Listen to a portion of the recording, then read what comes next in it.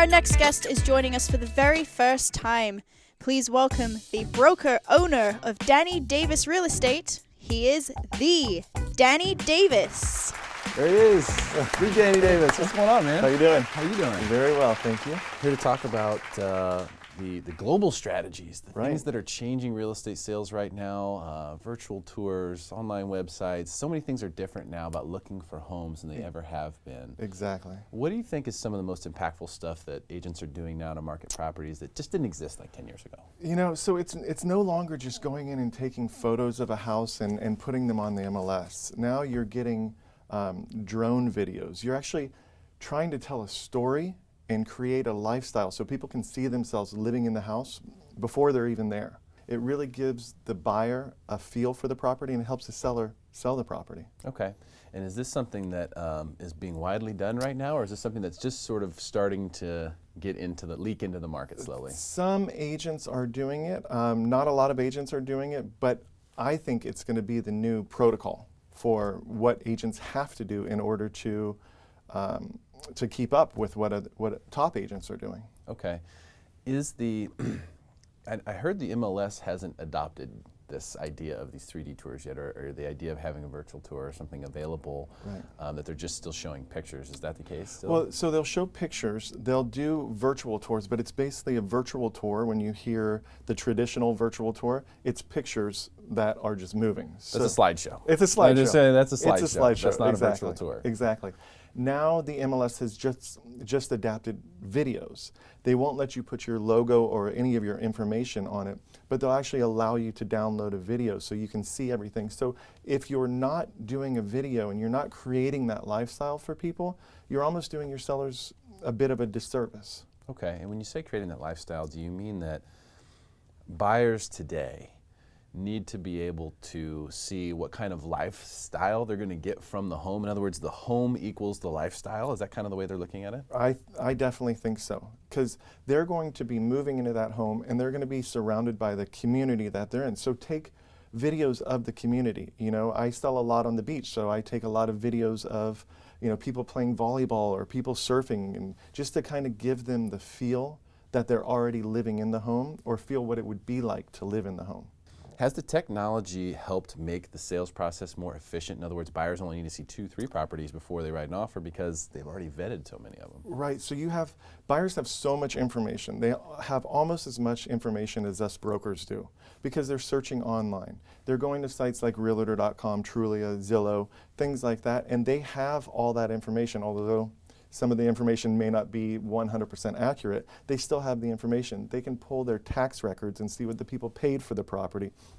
So it used to be where buyers would come into my office and I'd say, here are the 10 properties we're going to go look at today.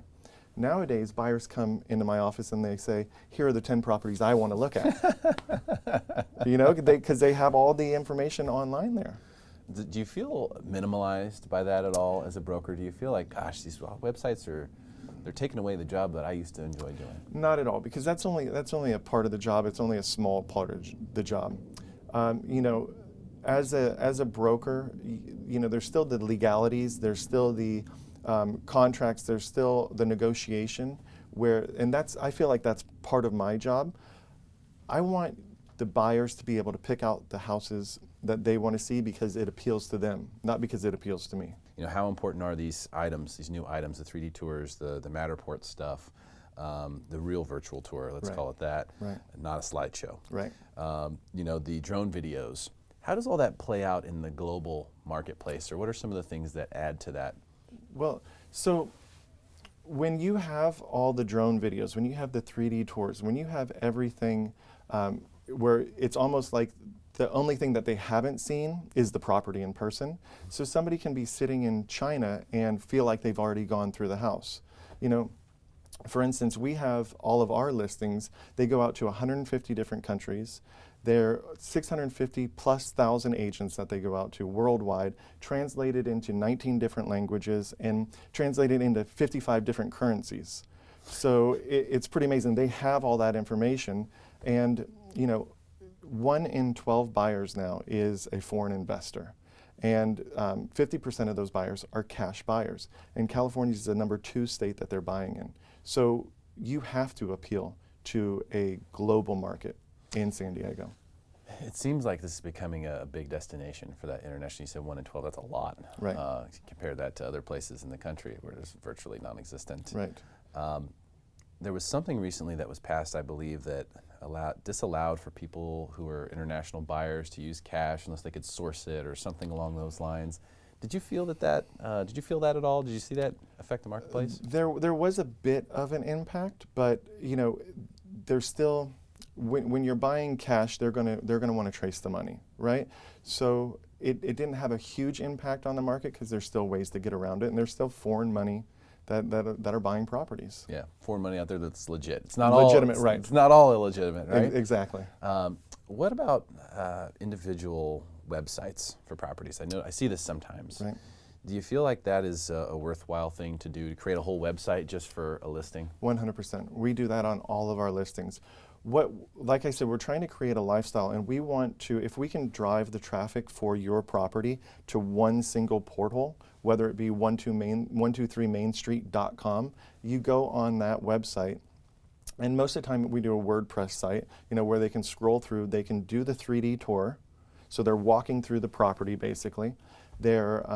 We do the videos, you know, with the music and creating the lifestyle with the drone shoots, so they can see the videos there, and then they can have all the other information about the community, about the schools, anything that they want on that one portal, you know. So the reason that we do that is, if anybody in the world is looking for a property like yours, they're going to be able to find it. They're going to be able to find that portal, and they're going to be able to have all the information they need about your property. Yeah, and the MLS just doesn't afford that, and you have to have access, and people outside of the country don't really have access to it. Right. Other than through some of the bigger sites, let's say like Zillow or Trulia. Let's go there. Right.